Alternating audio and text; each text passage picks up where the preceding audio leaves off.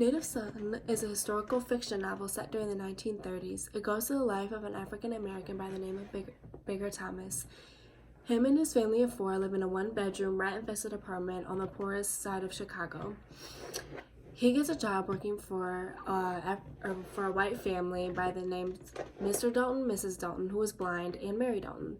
On his first night, he drives around the young daughter, Mary, and along he picks up her communist friend, Jan. And they drive around and go to a lot of different places that night, and they end up getting drunk. He drops off Jan, and by the time they get home, Mary is too drunk to walk, so Bigger has to carry her upstairs as much as he doesn't want to.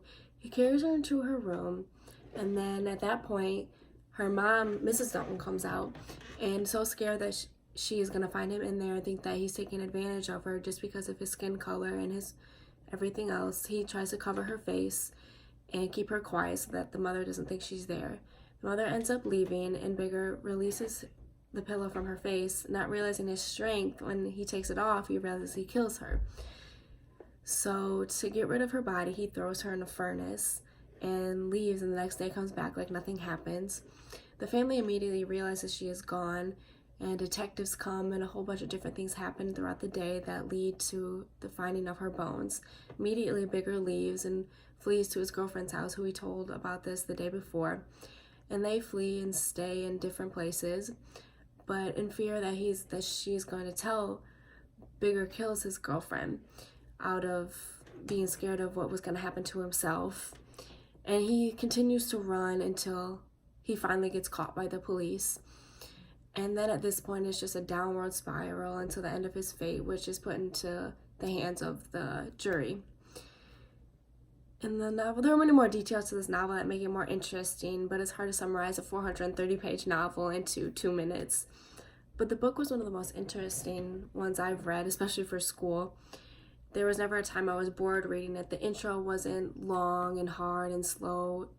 It wasn't something that was hard to get into, because right away I was really into it, and it got to the conflict right away, and it wasn't just the one conflict, it was conflict after conflict after conflict, and it just kept coming up and arising, and it really left readers on edge and wondering what was going to happen next. And Wright does a good job of keeping readers interested, and he does it in a way where readers can understand the time period and what Native Americans themselves went through.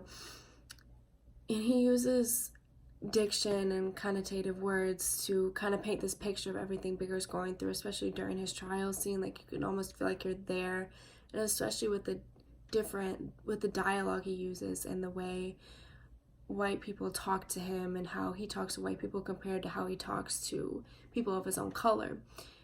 And you can tell he's very more comfortable with people of his color, what he feels has more power, and the way he talks to his girlfriend compared to Mary is very different. Like, he kind of feels supreme compared to Bessie, but when it comes to Mary, he says one-word phrases and is very scared of her, and anyone that is white and has this white supremacy over him because of societal views that have been placed into him and every other man during this time.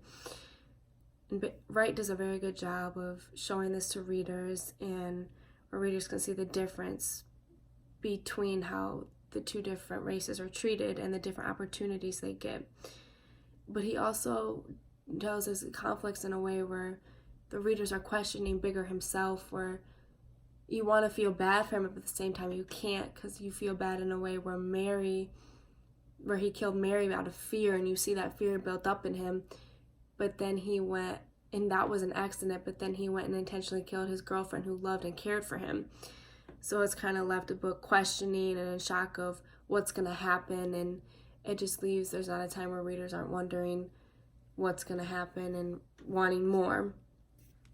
So I would 10 out of 10 recommend this book. It has a great meaning behind it, and it's easy to keep reading and keep along with the storyline. And there's a lot of tedious details with it, but that's what makes the story interesting and such a good read. And it was one of the books that makes you anticipate what's to happen and continue to want more. And I honestly didn't want the book to end. And there were a lot of critics said different things, but these were a couple of the ones I found. And Irving Howe said, "The day Native Son appeared, American culture was changed forever," where another writer from the New York Times stated, It violated most principles of novelistic construction I was struggling to master. The plot was improbable. The narrator and the characters, especially that silly little rich white tease Mary Dalton and her stupid communist boyfriend Jan, were stereotypical beyond belief. And I agree with this in a way, but that's kind of the point that Richard Wright made. He wanted to make it more so people could really understand what African Americans were going through, but make it in a way that was kind of over exaggerated so that people really understood and kind of looked back at it. And one passage that I chose was this one. Well, it's sort of funny, Mr. Max. I ain't trying to dodge what's coming to me. Bigger was growing hysterical. I know I'm going to get it. I'm going to die. Well, that's all right now, but I never really wanted to hurt nobody. That's the truth, Mr. Max. I hurt folks because I felt I had to, that's all. They were crowding me too close. They wouldn't give me no room. Lots of times I tried to forget them, but I couldn't. They wouldn't let me.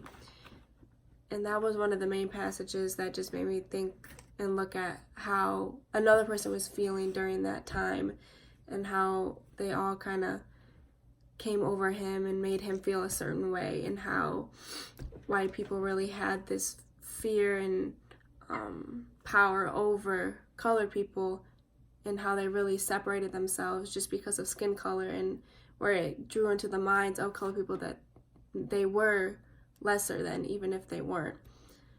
But I would still 10 out of 10 recommend this book, and it was a really good read, and I really enjoyed it. Thanks for watching!